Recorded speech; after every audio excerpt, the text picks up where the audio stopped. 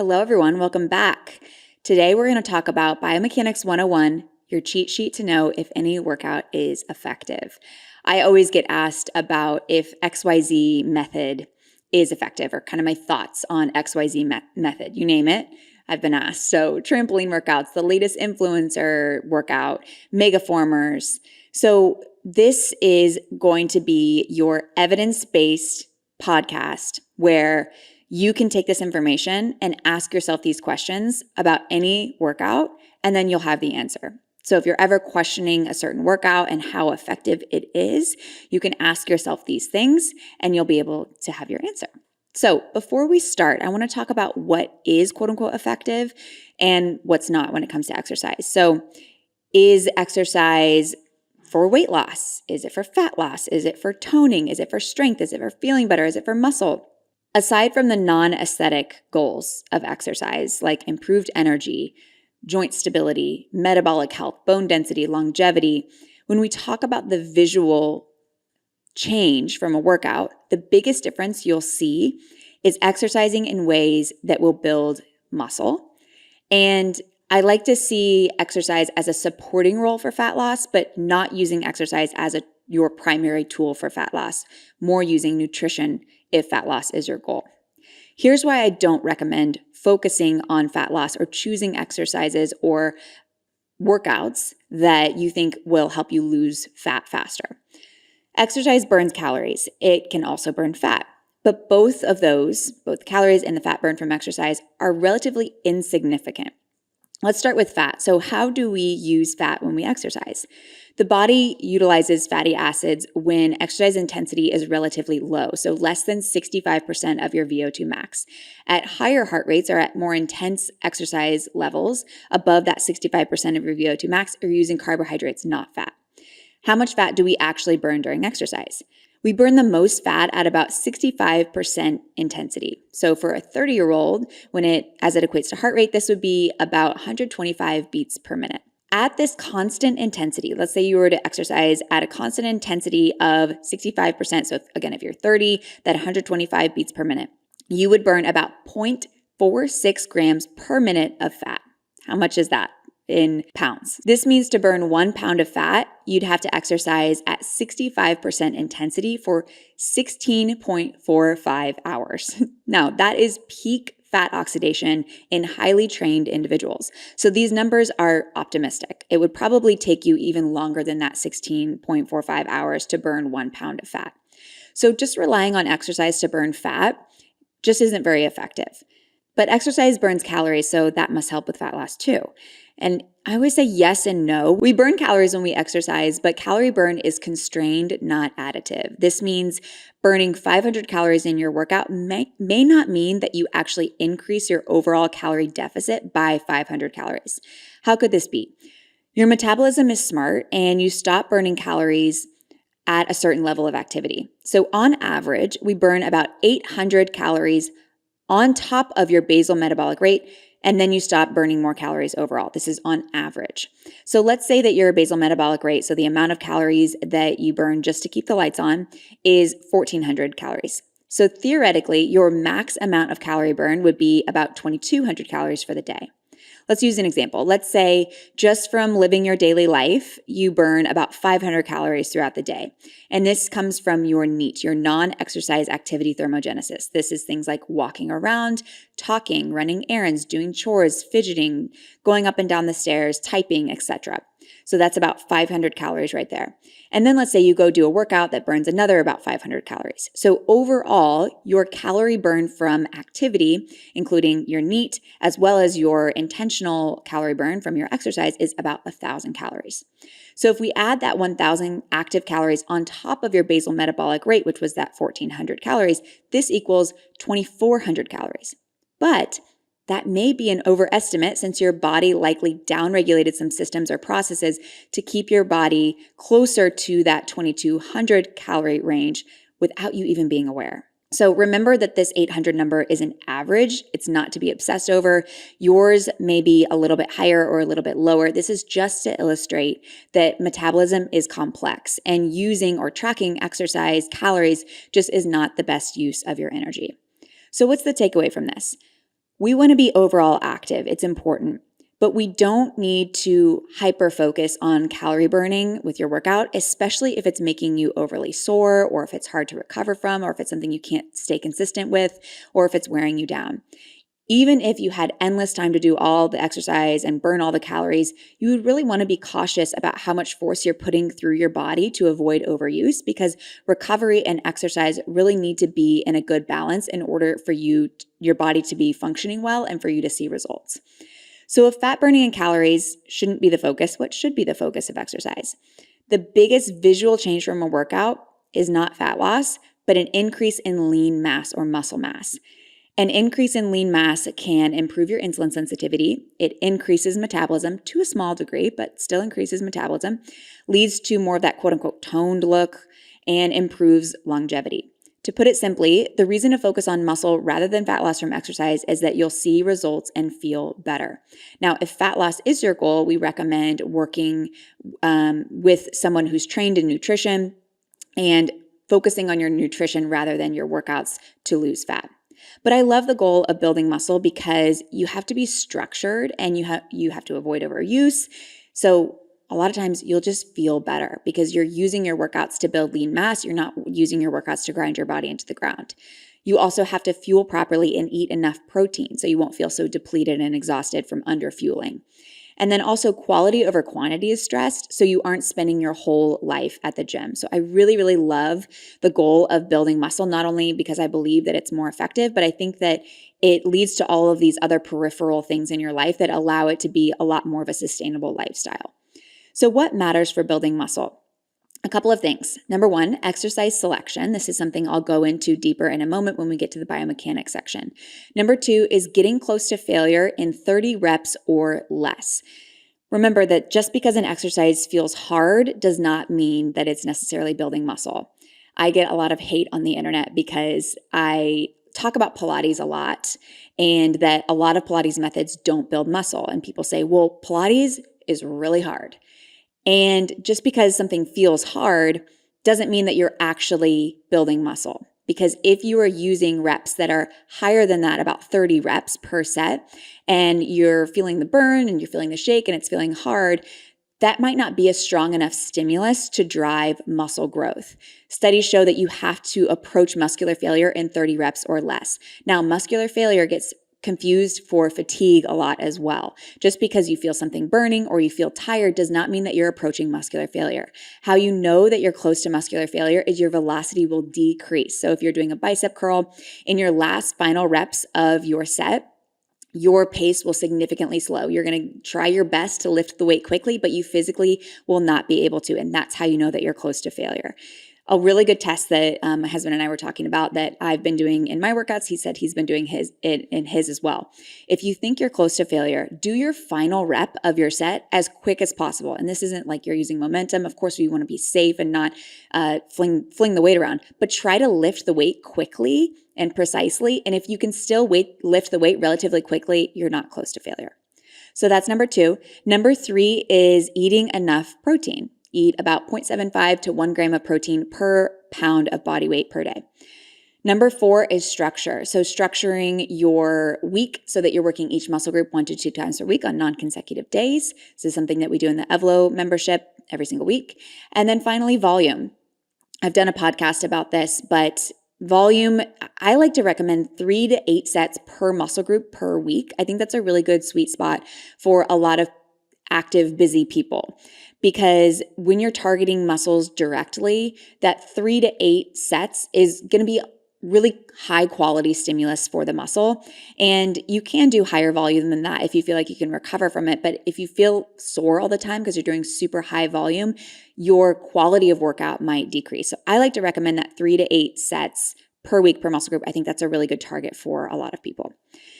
Now, let's talk about exercise selection, because not every exercise is created equal. We want all of those things in our workout. We want good exercise selection. We want to get close to failure. We want to eat enough protein. We want structure, and we want the proper volume. What about the exercises that we are doing within a workout?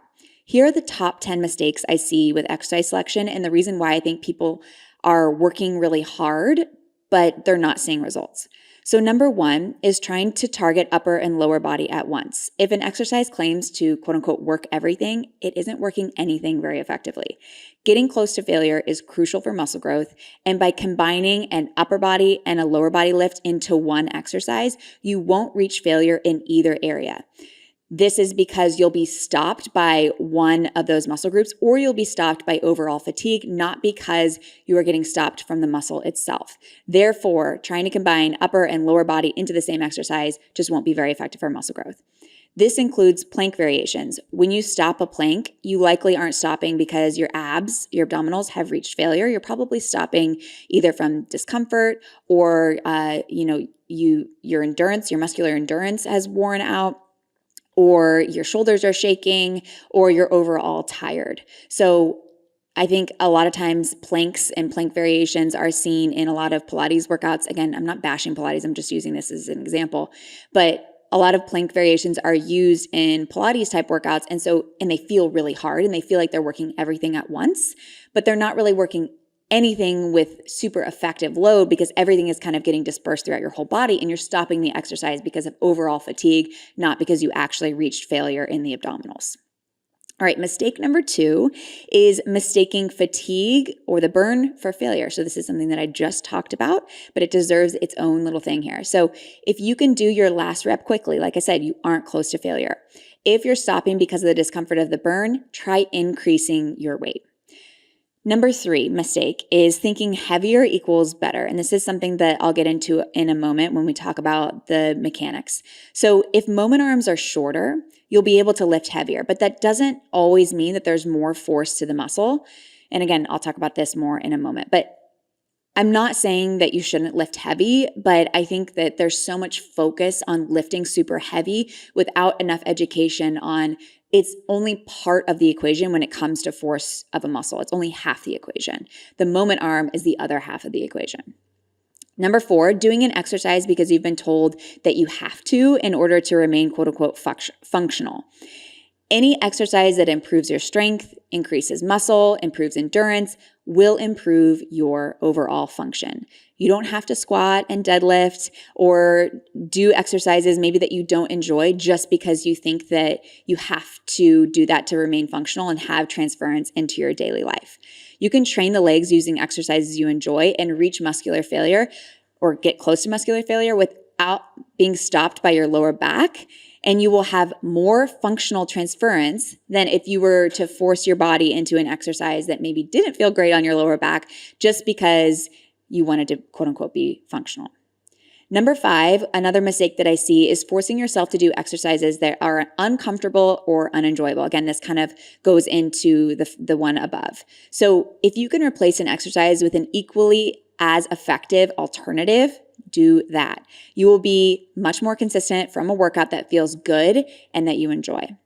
Number 6 is choosing exercises because you've been told they lead to long, lean muscles. You can't make a muscle longer or leaner, and you also can't spot treat fat. You can make muscles bigger or smaller, and you can lose fat primarily through nutrition, but exercise alone will not provide that long, lean, toned look. Mistake number 7 is choosing exercises because they get your heart rate up.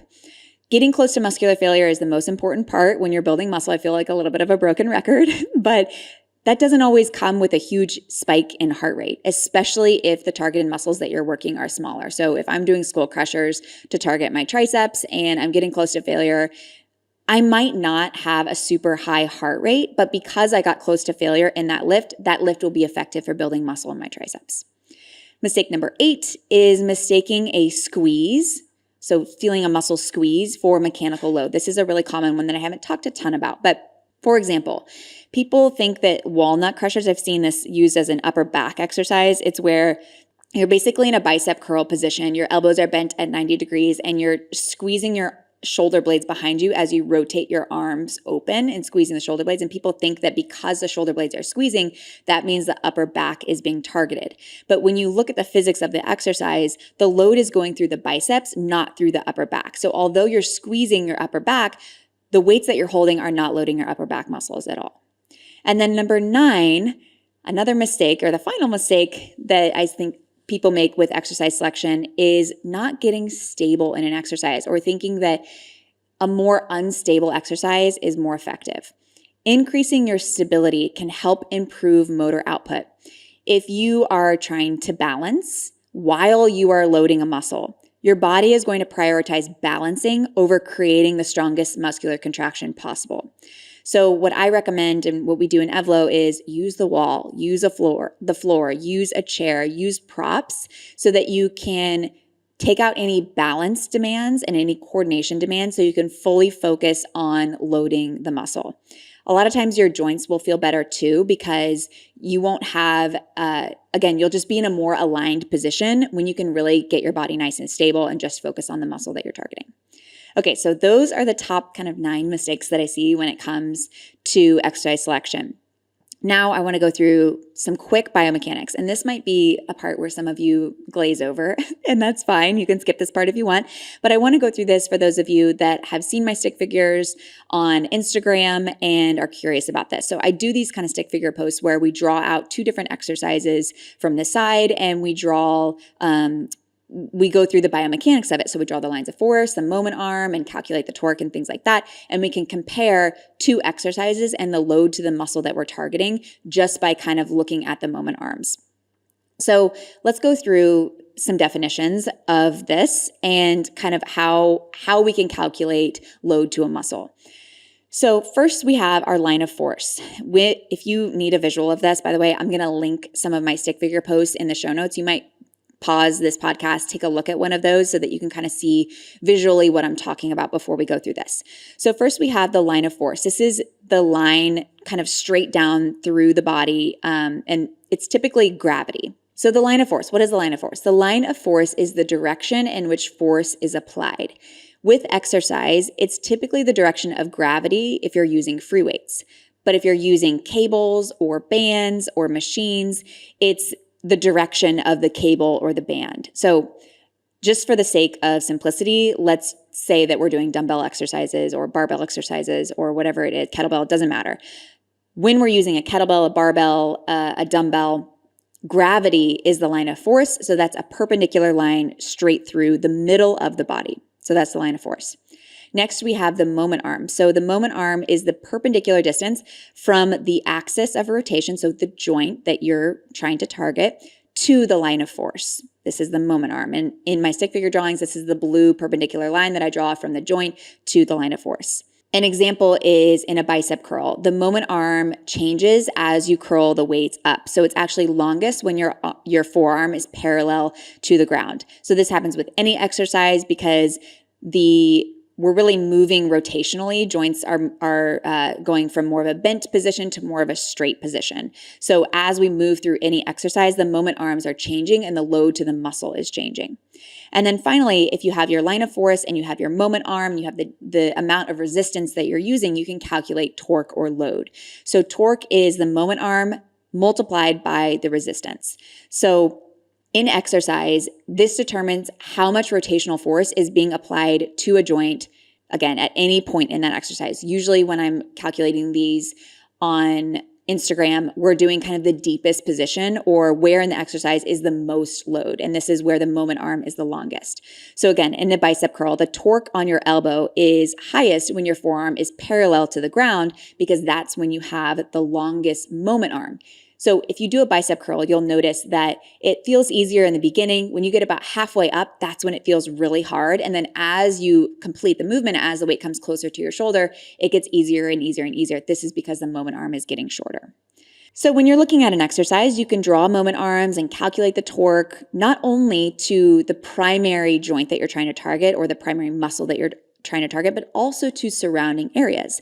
Therefore, you can estimate the amount of force going through peripheral joints that you may not necessarily be trying to target or load. You could do this to the low back. You could do this to the shoulder, to the neck. And this is a process that we do with every exercise in Evlo. And we're considering all of these forces that are going through your body when we're selecting each exercise.